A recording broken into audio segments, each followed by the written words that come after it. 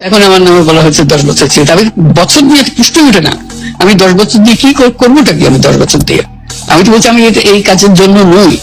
দেশে আমার দেশ পরিচালনা করা আমার দায়িত্ব না, আমার কাজ না, আমি জানি না ঠিক।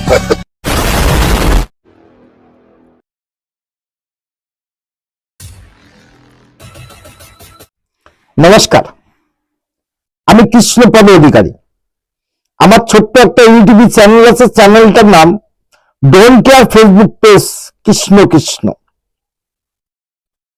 বিগত দিনে বাংলাদেশ নিয়ে আমার অনেক ভিডিও করা আছে, কিন্তু এই রিসেন্টলি বাংলাদেশের সেনাপ্রধানের একটা কথার ভিত্তি করে আমার কিছু আলোচনা করার প্রয়োজন মনে করেছি এবং করছি।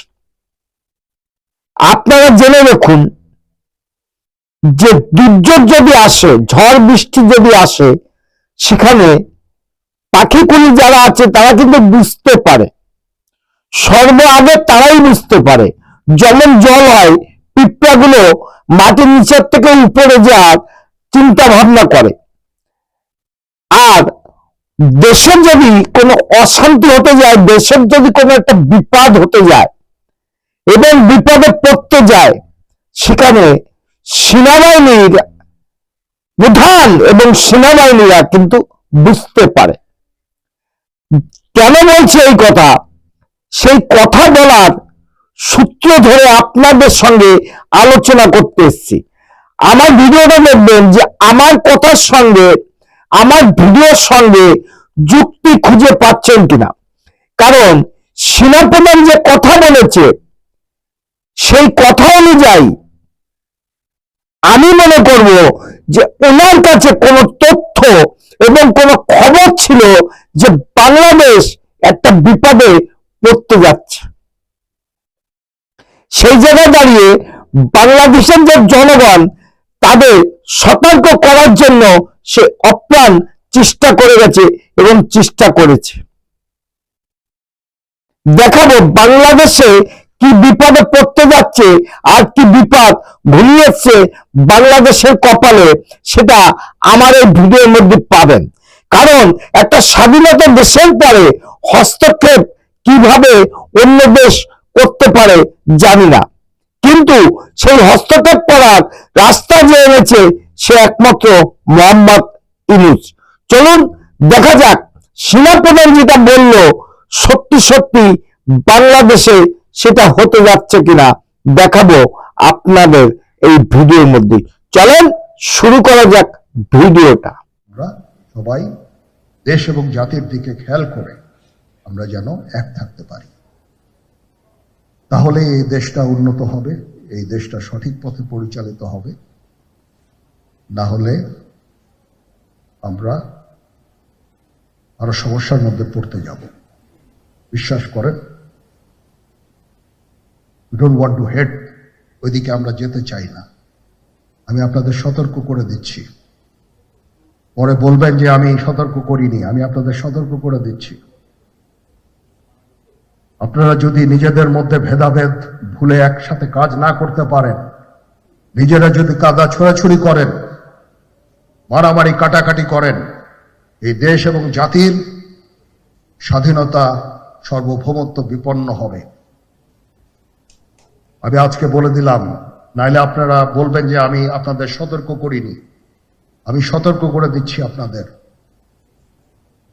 এই দেশ আমাদের সবার, আমরা সবাই সুখে শান্তিতে থাকতে চাই। আমরা চাই না হানাহানি, কাটাকাটি, মারামারি। সেই উদ্দেশ্যে আমি কাজ করে যাচ্ছি, আমরা কাজ করে যাচ্ছি। আমাদের সেনাবাহিনীর প্রতি আক্রমণ করেন না। একটা কমন জিনিস আমি দেখতে পাচ্ছি, সেনাবাহিনী এবং সেনা প্রধানের প্রতি বিদ্বেষ কারো কারো। কি কারণে আজ পর্যন্ত আমি এটা খুঁজে পাইনি। আমরা হচ্ছে একমাত্র ফোর্স যেটা আপনাদের জন্য কাজ করে যাচ্ছি, দাঁড়িয়ে আছি প্ল্যাটফর্মে। Of course navy and air force, navy chief আবার মন খারাপ করে ইয়া করছে, navy air force all, we all, আমাদেরকে সাহায্য করেন, আমাদেরকে আক্রমণ করেন না। তাহলে ভেবে দেখুন, কত অসহায় না হলে একজন সেনাপ্রধান সেই দেশের জনগণের পরে বলে আমাদের সাহায্য করুন, আমাদের আক্রমণ করুন না। এই সেনাপ্রধান বুঝতে পেরেছে যে বাংলাদেশে একটা বিপদ আসছে, এই আশকারা পেয়ে যেন কেউ এই দেশের একটা ক্ষতি না করে। দেখাবো কোন বিপদের আশঙ্কা করছিল সেনাপ্রধান, চলেন দেখা যাক সেই ভিডিওটা। পাকিস্তান হওয়ার অপেক্ষায় রয়েছে বাংলাদেশ। बांग्लादेश के लोग इंतजार में, खुदा की कसम उनके पास कोई क़ियादत नहीं है। वो मशरकी पाकिस्तान और ये मगरबी पाकिस्तान था, अब वो बांग्लादेश बन गया। हम ये मगरबी पाकिस्तान, वो मशरकी इंशाल्लाह वो मशरकी पाकिस्तान नहीं रहेगा, एक पाकिस्तान होगा।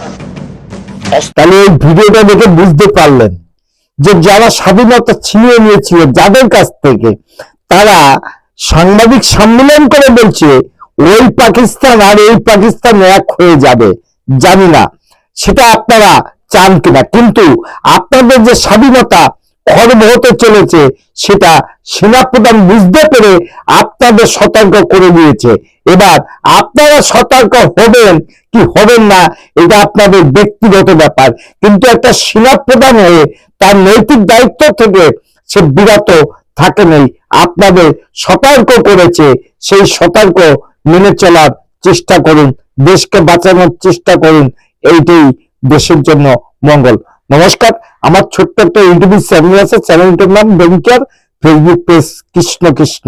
যদি ভিডিওটা ভালো লাগে লাইক শেয়ার কমেন্ট করবেন। নমস্কার। Madam, when sorry.